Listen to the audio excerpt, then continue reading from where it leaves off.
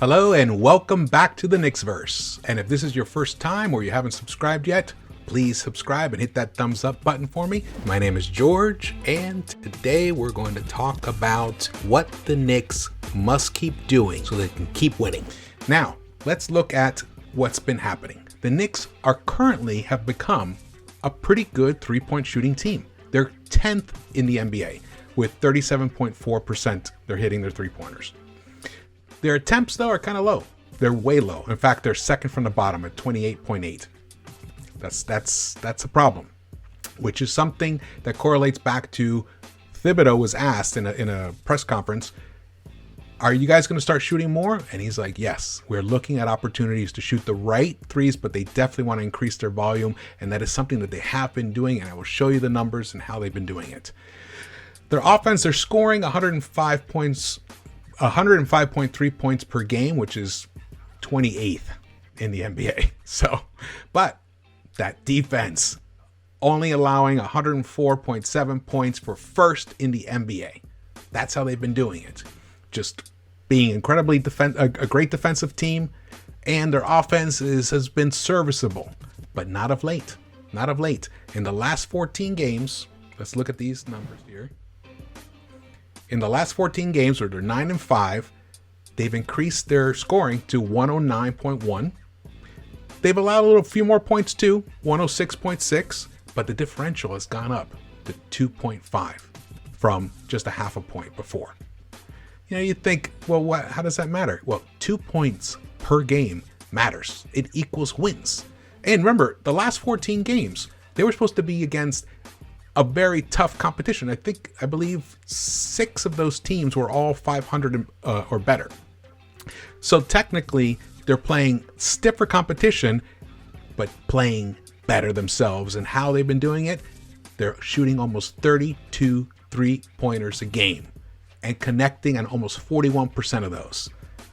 Come on. If you compare it to the previous 16 games, which is from January 22nd to February 23rd, where they were 7-9.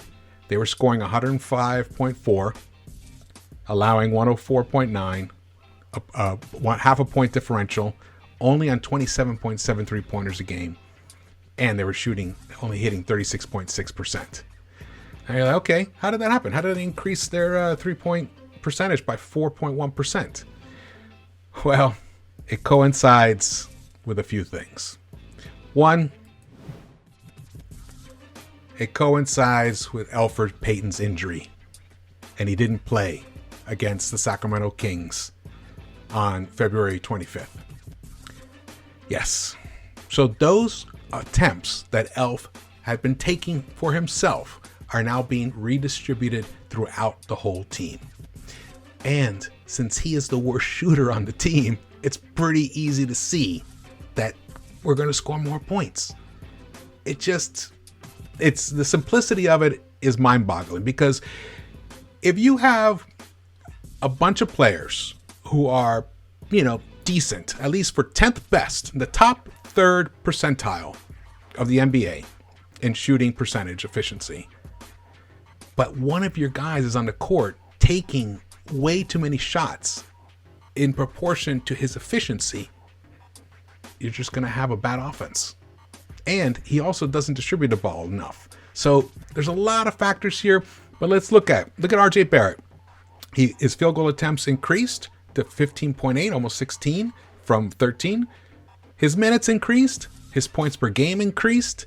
His field goal percentage increased almost to 49%. And his three-point percentage did go down. However, his attempts went up. So he still maintained pretty superior. 40% is pretty fantastic efficiency. I mean, not as incredible as 44.7 was, but still, he's still maintaining his efficiency. Now, Randall, look at him. Look what he's done. His field goals, his stats actually went down some, and that's pretty interesting. It went from his minutes went up. He's still at 22.5 points per game. His field goal percentage 45.2. His three-point percentage is still 44.1%. His attempts increased, though, tremendously. And we'll talk a little bit about that. Look at Emmanuel quickly.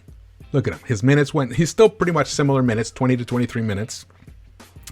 His field goal attempts, he's attempted about 1.2 more per game. But his points, 15.1 points.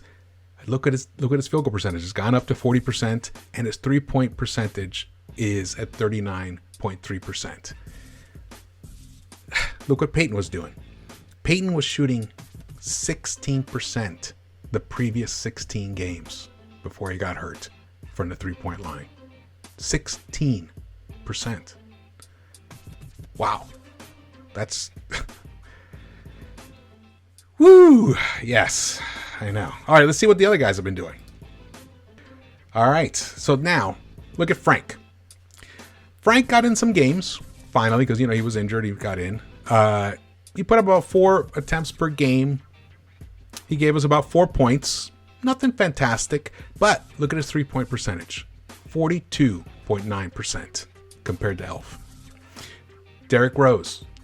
Now, he missed 10 of those games, so he's only been to 14 games, but I put his stats in there anyway because he's a significant player. He still adds 12.4 points per game.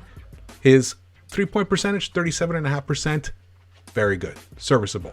Right in line with where they have been. Well, basically, they're at 37.4%, so Rose is right in the medium of what the Knicks are doing. But look at Reggie Bullock and Alec Burks. They have gotten more shots, and they are connecting at an even higher rate, both of them. That is why we're winning. So Barrett's shooting better, Burks is shooting better, Bullock's is shooting better, and Quickly is infinitely more productive than Elfrid Payton. So it's so simple. For these Knicks to keep winning, we need more 3-point attempts, good ones, mind you. And how do we get good ones? Less Payton on the floor. That's just the simplicity of that, man. It's just the way it works.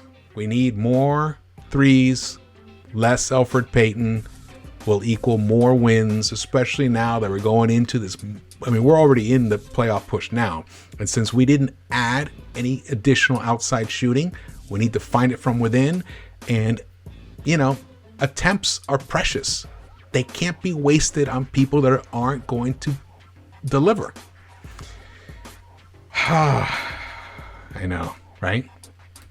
All right. Thank you. Thank you for listening. And if you haven't subscribed yet, please do so and hit that thumbs up button, and see you around the Knicks-Verse.